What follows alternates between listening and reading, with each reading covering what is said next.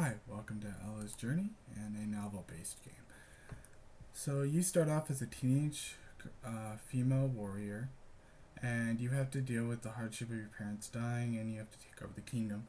So there will be many decisions you'll have to make through the course of your story, and you will have to make those decisions based on the story presented to you. So you'll deal with mythical creatures, anything like that, anything within your kingdom, maybe defenses or any strategies you want to come up with, anything like that. It could be any range of different perspectives or things that you come up with. It could be good or evil.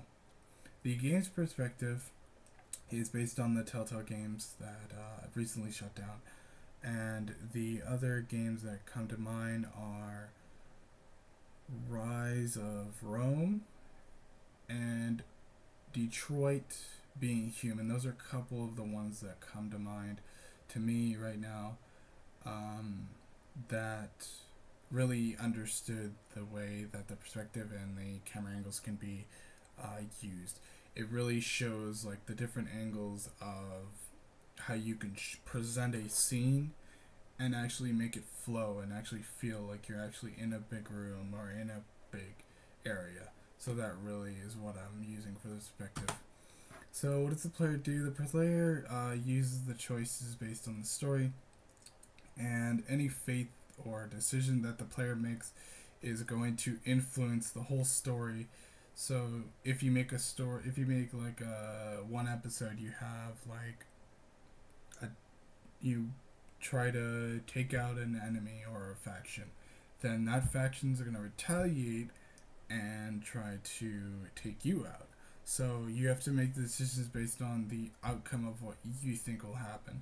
So there could be an outcome where you make an alliance with one faction, and another faction doesn't like that faction, so they start to go to war with you, or they hate you or dislike you.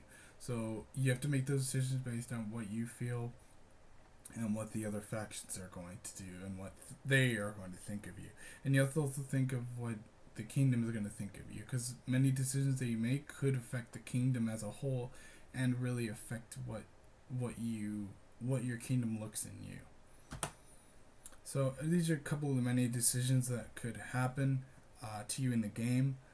Many of the decisions are negative, yes, but most of them are going to be somewhat positive, but a little bit negative to the point. But it could be a negative start, but it could turn into a positive outcome. So each decision you make could affect the game and what happens. So little minute things could really affect the big large of the game. So the risks and possibilities. Risks that I see could happen. One is being the art maybe not created well. Two being the scripts. Maybe the scripts aren't edited well. Maybe they aren't finalized well. They could have made a few grammar or punctuation errors. Maybe we didn't go through it when we went through the game. Maybe when we put in the text. Maybe when the subtitles go, it doesn't actually match what the player is saying. Maybe the story is not finished yet. Maybe we're missing a few episodes or something, or we're missing a section in an episode.